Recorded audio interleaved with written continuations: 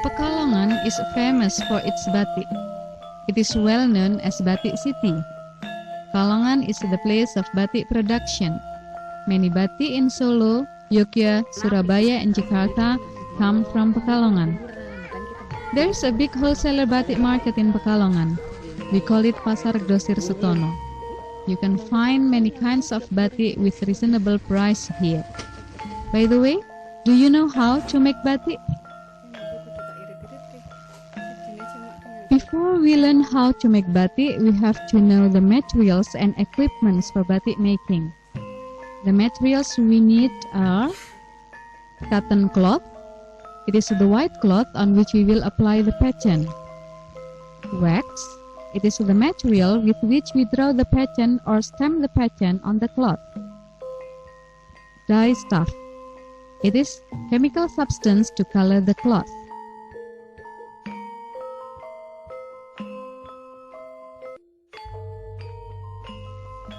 The equipments we need are canting or stylus. It is the primary utensil used in batik making. It is used to draw the batik pattern using wax. It is made of copper. There are two kinds of canting. Canting tulis. This is canting tulis.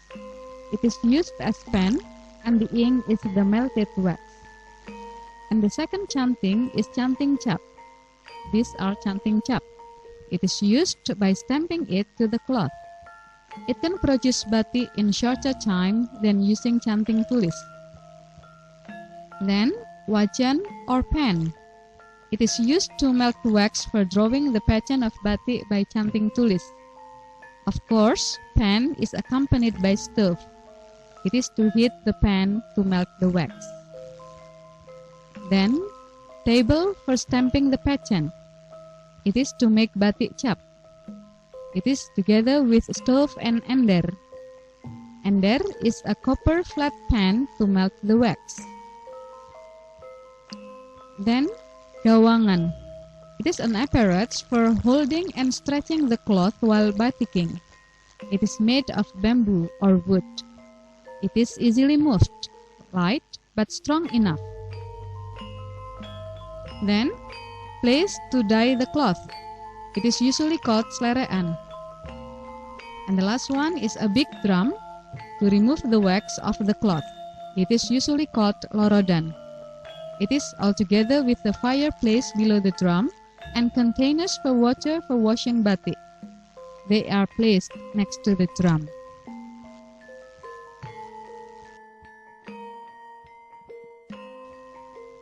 Now we will see the process of how to make batik.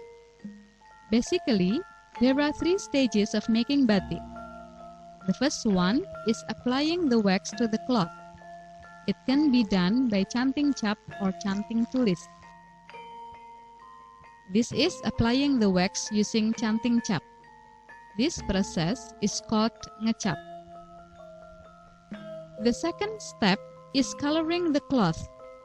It can be done in many ways. One of them is by immersing the cloth into the dye stuff. This process is called nyelere. The last step is removing wax off the cloth. The cloth which has been colored is put in the boiling water to clear the wax on it. This process is called nglorot. Now, let's try to make batik. We want to make a tablecloth which has the color of white, brown, and red. First, heat the wax on ender until it is melted. Then, stretch the cloth on the table. You have to decide first what kind of pattern you will apply on the cloth. Then, put the desired canting cap on ender.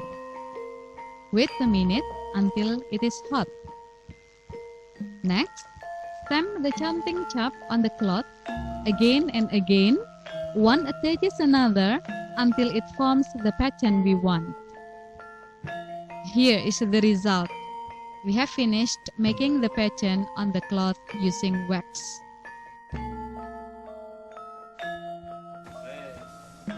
The second process is dyeing the cloth.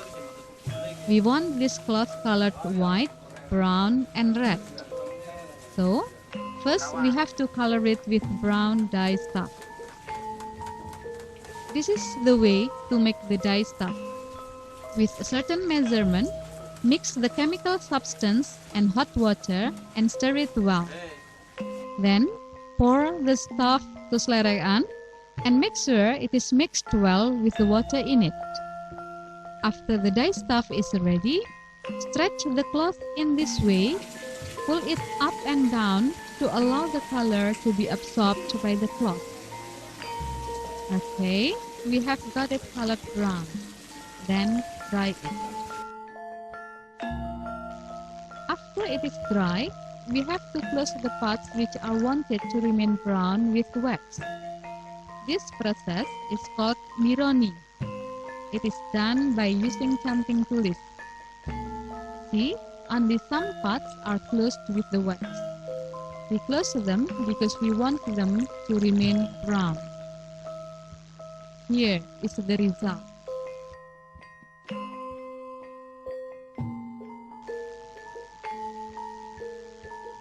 The next process is coloring the cloth red. Because we want to have red color for our tablecloth, you have to color it red for the final coloring. Do the same thing as when you color it brown. In this coloring process, the parts of the pattern which are covered by wax will not absorb the red dye stuff. We have finished. Here is the result. The last process is removing the wax off the cloth. It is called ngorot. Put the cloth on the water first to wash it. Then, put it in the boiling water in the drum. Move it repeatedly to remove the wax until it is clean. Make sure there is no more wax on the cloth. Then, wash the cloth in the next container containing clean water. After it is really clean, dry it. Now, we have got the tablecloth colored white, brown, and red. This is the tablecloth we have already made.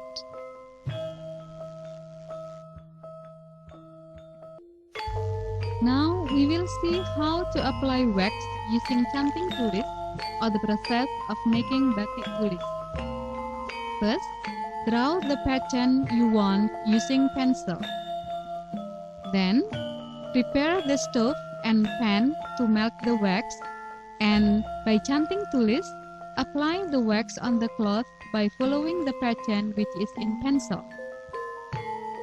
After it is finished, color the cloth with the color we want. The process of coloring the cloth and removing the wax of the cloth are the same as in making batik cap. So, the difference is on the way of applying the wax to get the pattern of batik.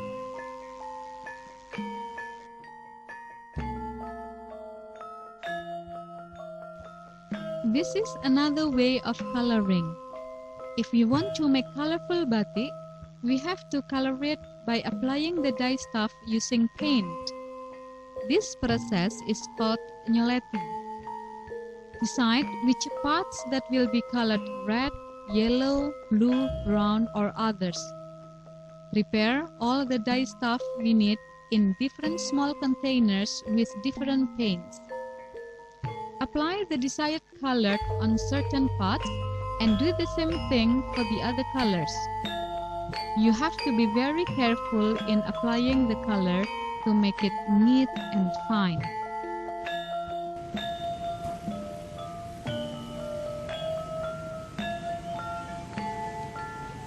Well, that's all about how to make batik. Hopefully, it can give you new insight about one of the Indonesian heritages. See you!